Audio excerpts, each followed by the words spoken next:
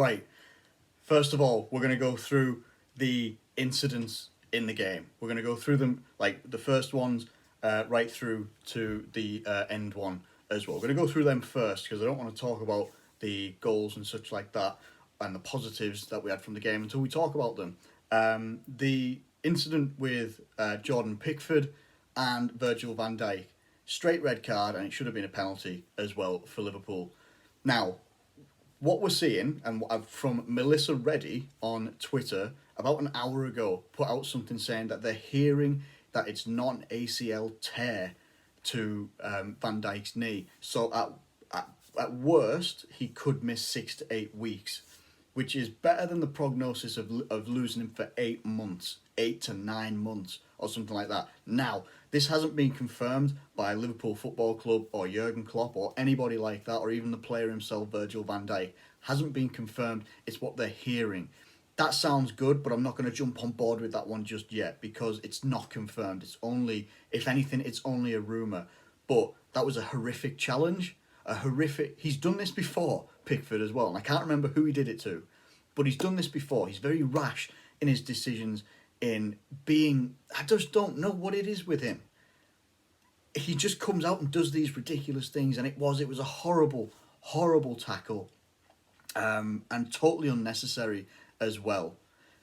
Then we've got to look at VAR and the officiating as well. Now, apparently because Virgil van Dijk was adjudged to have been offside by an armpit. We've had this with Firmino last season as well when he scored a perfectly good goal and he was offside by an armpit, right? But because Virgil van Dijk was considered to be offside because of his armpit, they couldn't give the red card. Now, apparently, the guy David Coote, who every single Liverpool fan will always remember his name over anybody in that Everton lineup.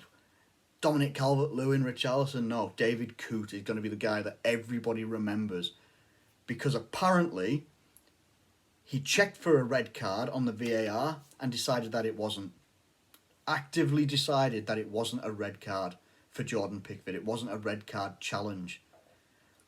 Make of that what you will, but that's gross. That's not Everton's fault.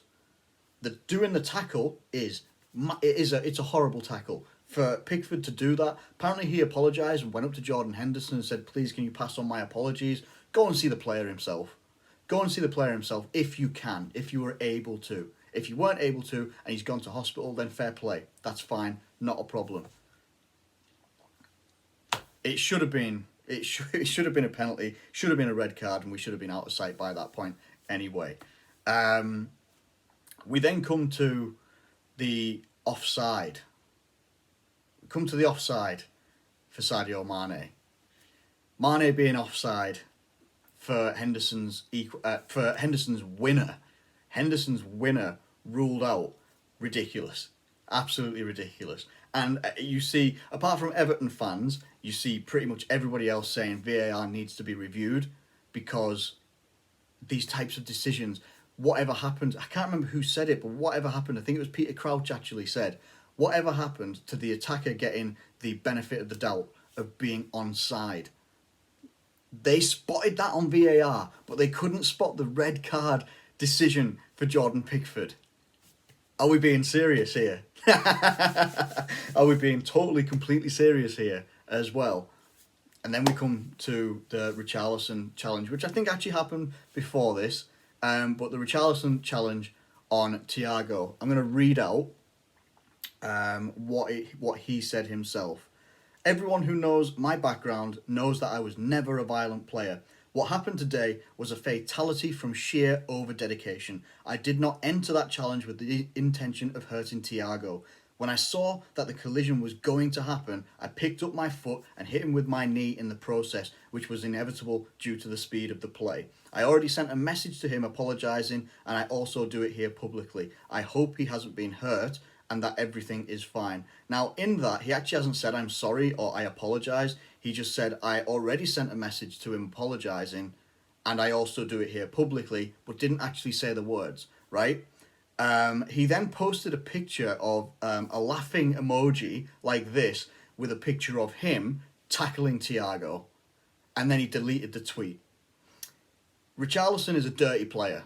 Richarlison is a very, very talented player, very good player in some regards as well, but he's a dirty player, and I'm never ever going to respect Richarlison. He won't want my respect either, why would he? But he is a very, very dirty player. He's done this before, will no doubt do it again. He rightly got red carded, but that challenge on Thiago was a bad one, still wasn't as bad as Pickford on Van Dijk. I'm just telling you like it is. It should have been 2 red cards. We should have had our last goal included. In the end, the game finished 2-2. We should have been out of sight in that game. We really should have been out of sight in that game. Let me know what you think about all those things in the comments below, whether you're a Liverpool or Everton fan. If you're an Everton fan and you just want to gloat in the comments, fair play.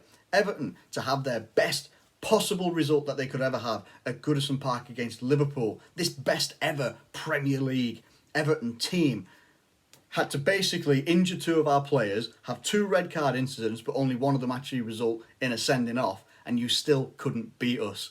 You still couldn't beat us. Like, how is that? How is that? We played very well, but we also played a little bit meh at times as well. We controlled the play, but we let them have too many opportunities as well. So for us, for me, I look at this result. Van Dijk possibly being out, yeah, it's awful. It's not the end of our season. There's still going to be a lot to fight for. Whether it means we have to turn into, either we're title challenging or we're in a race for top 4. Whichever it is, it's still very, very early on in the season. And I think we're 5 games in to the season right now and we're on 10 points. It's not too bad. It's just a little bit bad compared to how we've been in the last 2 seasons in terms of points, in terms of wins, in terms of draws, all that sort of business. It's just how it's been for us. We've been so exceptionally elite that what we're doing right now at the start of this season seems very poor, but it actually isn't. Losing Van Dijk for 6 to 8 weeks, or if it is 8 months, it's going to be bad. It is going to be bad, and there's going to be a lot of pressure put on the younger guys like a Nat Phillips, maybe a Billy Cometio as well, other guys that maybe changes of systems, Fabinho as well. We've also got players in defence that are going to have to play that aren't always, free from injury. Joe Gomez, Joel Matip being the principal ones right there. We're going to struggle, okay? But it's not the end of our season just yet. That's why I didn't make this video yesterday, because yesterday it was all doom and gloom and Van Dijk was going to be out and that's it, the Colossus is gone. But a little bit of reflection, we can do this. We can do this. Now, let's actually go and have a look at some of the match facts and such like that as well. Because we got off to a really good start. In fact, let me just have a look at the stats as well. I mean, we were completely dominant in this game in pretty much everywhere apart from fouls and shots at the woodwork and all this sort of stuff and blah, blah, blah, blah, blah, blah. But if we actually go into the match facts, when, Sadio Mane blasts the ball in the back of the net from Andy Robertson cross, Michael Keane scores a header, which I still feel when I watch that back that Adrian should have done better with that one. It did come at him pretty quickly, right at the face. Well, pretty much right at the face, but I felt that he could have done better with it. Hey, on another day, if we'd have gone with Kelleher, like I said, maybe it might not have gone in. What do we think? I don't know. Anyway, we come into the second half. Mohamed Salah absolutely blasts the ball into the back of the net first time, just comes back to him, and he hits this ball just ridiculously hard into the back of the net. Mohamed Salah hits 100 goals for Liverpool in about 150 odd games for Liverpool as well. He is such a fantastic player and he looks electric. He looks absolutely fantastic this season. Very much up there. I think at the moment he's the favourite to win the Golden Boot this season, and I back him for it fully because I think he's going to want to get it as well. He looks absolutely excellent. But Dominic Calvert-Lewin finally got his goal as well, an assist by Luca Dean, and it was a very good header. Very well placed header, very well aimed. There was no mistake about that one whatsoever. It was a very good goal by them. And then we should have had our third goal, Jordan Henderson, very well worked goal as well, out to Sadio Mane, brought back in for Jordan Henderson. Absolutely just hits it as hard as he can. Jordan Pickford sort of saves it, but it goes over his arm and it goes into the back of the net, but it's ruled out by VAR and the game finishes 2-2. At the moment in time, let me just have a look at the Premier League standings here. So, this is before Aston Villa and Leicester have played. Also, Arsenal played yesterday and they got beat by Man City 1-0. But at the moment, we're second with 10 points. Everton are on 13 points and they're top of the table right now. Aston Villa are just below us. Leicester as well. They've got a game in hand. They've got games to play as well. And Aston Villa do actually have a game in hand as well. So in terms of the actual game and how I feel, I don't feel too bad. We've got Champions League starting next week against Ajax. I can't remember who we play next week. We'll get into that as well further into next week anyway.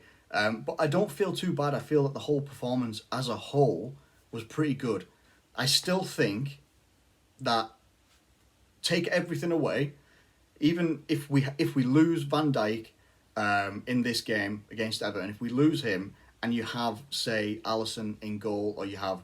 I would still like to go with Kelleher in goal. At some point we're going to have to, depending on when Alisson can come back.